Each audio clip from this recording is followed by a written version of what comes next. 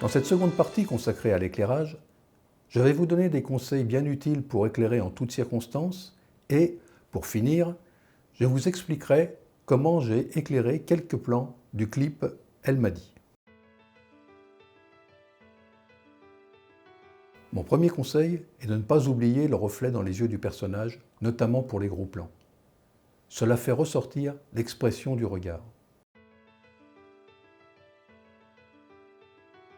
Tout d'abord, les ombres portées sur les murs clairs. Ces ombres ne sont pas nécessairement gênantes, car dans la vie, nous sommes toujours suivis par notre ombre. Là où ça devient gênant, c'est quand la multiplication des sources lumineuses génère autant d'ombres sur le mur qu'il y a de sources. Pour lutter contre ces ombres, il faut détacher le plus possible le sujet du décor, utiliser des sources diffuses et proches du sujet, et éventuellement éclairer le mur par un projecteur additionnel pour atténuer ces ombres. Autre piège, lors des déplacements du sujet, il faut éloigner le plus possible la source du sujet pour éviter la variation importante d'éclairage. N'inondez pas la pièce de lumière. Nous ne sommes plus à l'époque de la pellicule argentique peu sensible et nos caméras ont un très bon rendu en lumière relativement faible. Toutefois, si l'on veut jouer sur la profondeur de champ, il faudra alors adapter le niveau d'éclairage pour bien maîtriser l'ouverture. Parlons aussi des problèmes de fenêtres. Elles génèrent un apport de lumière qui n'est pas constant, avec l'intensité qui varie en fonction de l'heure et des nuages. La solution sera donc soit de diffuser de façon importante la lumière venue de la fenêtre avec un calque ou un rideau, soit de l'obscurcir complètement, en fermant les volets ou en plaçant un drap noir. Enfin, méfiez-vous des éventuels ventilateurs des projecteurs. Leur bruit peut s'entendre à la prise de son.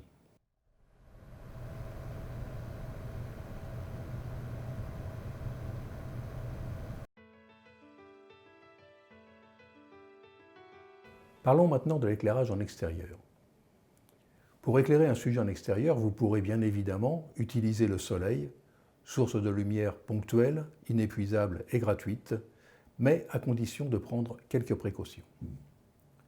Assurez-vous d'abord que celui-ci ne joue pas en permanence à cache-cache avec les nuages. Tournez en début de matinée ou en fin d'après-midi. Ne tournez pas à midi car la lumière est au zénith et elle écrase tout. Si vous souhaitez obtenir un effet en tournant à l'aurore ou au crépuscule, réglez correctement votre balance des blancs et méfiez-vous des rayons incidents. Mettez toujours le soleil en contre ou en 3/4 contre. D'une part parce que cela évitera à votre sujet de faire des grimaces disgracieuses, et d'autre part, les arrière-plans ne seront pas cramés. Cet extrait est l'exemple de ce qu'il ne faut pas faire. Éclairez votre sujet avec un réflecteur, même si vous tournez par un beau soleil. L'utilisation d'un réflecteur vous permet de ne pas avoir à augmenter l'ouverture pour bien voir votre sujet et de fait surexposer le reste de l'image. On peut aussi tourner avec un ciel tout gris. Dans ce cas, cela équivaudra à avoir une source diffuse et les contrastes seront très peu marqués. Prenez garde à bien régler la balance des blancs sur le preset nuageux. Enfin, intéressons-nous à quelques éclairages particuliers, et d'abord l'éclairage de nuit. Un éclairage de nuit est généralement sombre, mais surtout avec un fort contraste. La source principale est généralement la source en contre, et la source d'ambiance doit être faible. On peut n'éclairer que le décor et avoir les sujets uniquement en silhouette. Une lumière annexe, lampe de chevet, lampadaire, lune, doit être présente pour rappeler que c'est la nuit. Autre éclairage particulier, la pluie. Pour éclairer la pluie, il faut toujours un éclairage en contre. Pour bien détacher les gouttelettes de pluie, il faudra tourner en 25 images par seconde à une vitesse d'obturation relativement élevée, par exemple 1/200.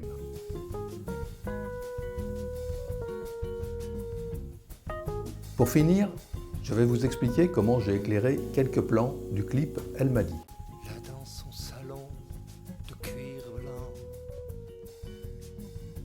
blotti dans ce pull que Pour ces deux plans, l'éclairage était le suivant. Le Fresnel en contre éloigné de 3 mètres à 45 degrés en hauteur et un panneau LED en ambiance 3/4 face. Cet éclairage permet de sculpter le visage sans avoir des ombres trop marquées. Pour cet autre plan, la comédienne était éclairée par un seul panneau LED en 3/4 d'eau et par la fenêtre à sa droite. Cela permet de réaliser un clair-obscur sur le visage. Pour finir, ces deux plans dans une voiture de nuit.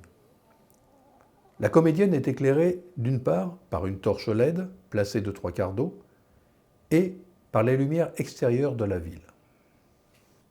J'espère que ces quelques plans vous ont éclairé sur le placement des sources lumineuses. Bien éclairer, c'est éclairer juste. La lumière doit être réaliste, c'est-à-dire avoir une direction qui est justifiée et une puissance qui correspond à la scène. Il ne faut pas hésiter à utiliser les sources de la vraie vie, comme une fenêtre ou une lampe de chevet, et supprimer les sources superflues. Ainsi s'achèvent ces 2 tutos consacrés à l'éclairage. J'espère qu'ils vous aideront à mieux éclairer vos films et à éviter quelques pièges.